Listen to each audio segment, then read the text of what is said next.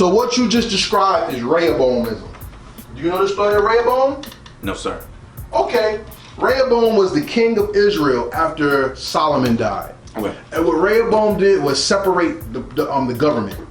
The elders told him to rule one way, the youth told him to rule another way. And because he disrespected the elders and followed the youth, the kingdom of Israel was split between Judah and I forgot the other one. But it was North Israel and South Israel. Okay. So South Israel became what we know today as what we know as Palestine and all them. It was the kingdom of Judah, son of Simeon and Benjamin, and all the northern tribes left. So a kingdom was split because a young person did not want to listen to the elders and rule with wisdom and balance. Wisdom and balance is the key to all people's survival. I was watching Wu-Tang, Mike Semin. They talked about knowledge, wisdom, understanding. They broke down the 10 Right. of study. As a man, being that you say you're 32, Yes. so you're not a in hip hop you'd be a statesman. You would be an elder statesman, but you're not really a young man. Right. You're in that middle genre. Yeah. So as a statesman in hip hop, tell me this. You come in that weird bubble of I'm not looking to pop, I'm not looking to be over successful, I'm looking to make it. How does taking the wisdom of the elders drive your will to make it, and how do you measure your success? Oh, damn, that's a good question. I think what I can take from the elders is just appreciation for the art form. Knowing that as long as you're putting out a good message to the people, your music can live on and your music can go very far and you can go places with it. Not being attracted to the superficial stuff. I mean, I've learned that before just through life and just through my parents and stuff. But that's definitely the biggest lesson I've learned from just listening to older acts, to people that are considered, the real hip hop out there. It's not really all about the money, ice, and the girls and all that shit. It's really just about what you can do for your fellow man, how you can provide for your kids, how you can be a better man, better person. Whether it's through relationships, whether it's through friendships, everything, man. Just being a better person and doing that through your music. I mean, that's one thing that I've always been attracted to, and that's always one of the reasons that I wanted to do it, because I just wanted to better myself and the people around me through my music. Through the music. Through the music. So tell me about the track, The Meaning. That's my favorite track. Oh yeah, thank you, man. Thank you. The Meaning, produced by my man Obi Beats. Shout out to Obi. It's in the hook, man. I'm trying to figure what this is all about. I'm trying to figure out how to make it count. I'm just trying to find a meaning and find something to believe in. That's just me having that daily conversation with myself. Like, what is this really all about? What am I doing? Am I moving the right way? Am I friends with the right people? Am I hitting up the right people? Am I doing right at this job? Is this really for me? Am I treating her right? Am I raising my kids right?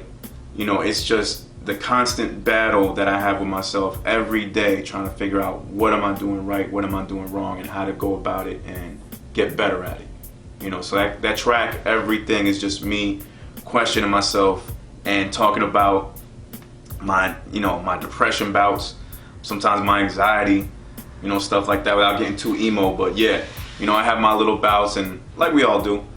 And that's really what the track is all about, just finding the meaning for all this, trying to figure out what is my purpose. How can I get better? Is this right? Is this wrong? That's basically what the track is. And Obi laid it down perfectly for me. I had the verses ready, and we went in there, we knocked it out, and I'm very proud of that song. That is the key to life, though. Because a man who does not accept correction is a man that's considered a fool. And what do they say about fools? Bars. Fools are very, very wordy. And a wise man will keep his silence and learn and accept rebuke. And a fool will be, what they say, hard-hearted and hard of hearing. Yeah. And they won't listen. They won't listen. And they fall into their ways. So The Meaning is a very mature song.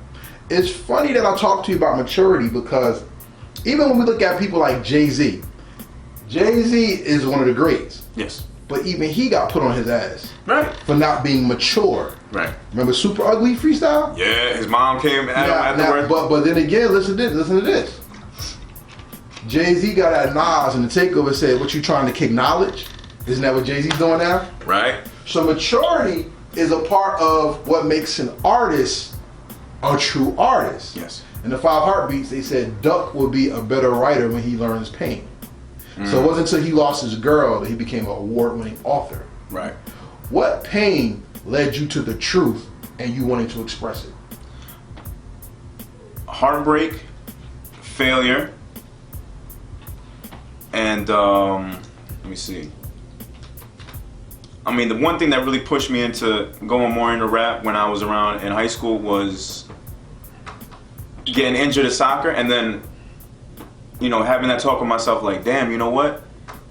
You good at soccer, but you hurt right now, and you don't have that money to really make it out here in these big leagues. Because at the time, this is a whole other conversation, but to make it here in soccer in America, Well, it's hard. it's hard, but you gotta also have money, you gotta have connections. Of course, because Yeah. this is the Caucasian soccer league. Yeah, This is but- not the... And this is why, and for anybody that wants to know, the reason why USA can't win shit in soccer is because there's motherfuckers in Brazil and Colombia that are playing soccer with barefoot kicking rocks.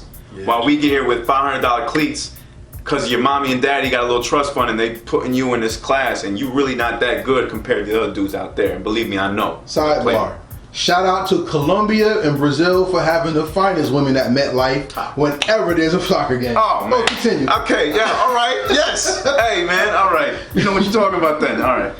But yeah, yo, heartbreak, failure, those two have been the biggest components, man. Just being honest with myself, that's really pushed me to where I am now and really, like, helped me learn everything. So stop right there. Yeah. Because then that goes back to the last question I asked you that you didn't answer. Okay. How do you measure success? How do you measure success?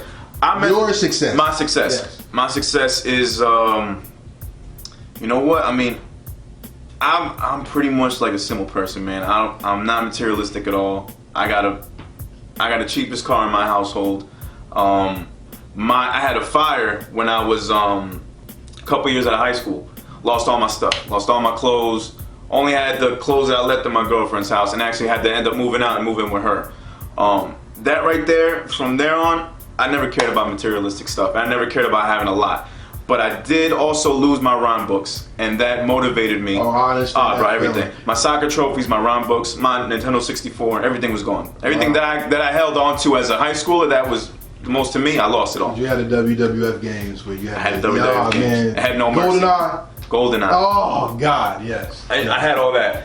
So, soccer trophies gone, everything gone. But that let me know you don't need a lot in this world. True. It's not about the material. And from there on, I said, if I can just change a couple people's lives with the stuff that I'm saying in these rhymes and motivate people and inspire people, and people hit me up like Nick did, saying that, yo, you're doing your thing, keep it up.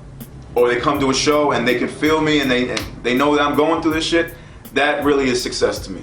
You know, it doesn't have to be millions of dollars. It could be 10,000 fans. It could be, 1,000. But if I'm making a change and they rocking with me, to me that's success. To seeing my son, get good grades and go to a good school and make something of himself, that's success to me. So that begs the question.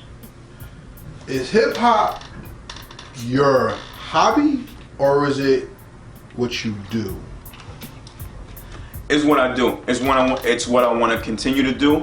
As right now, other people would say that it looks like a hobby because I got another job and it's not my main source of income. Well, shout out to all the entrepreneurs who work full time. Because that's what we do. That's what we do. That's what we do. You know what I mean? We're Man trying was to make made it to happen. work. Yeah. I've never read in the Bible where it says that you just sit on your ass and get paid.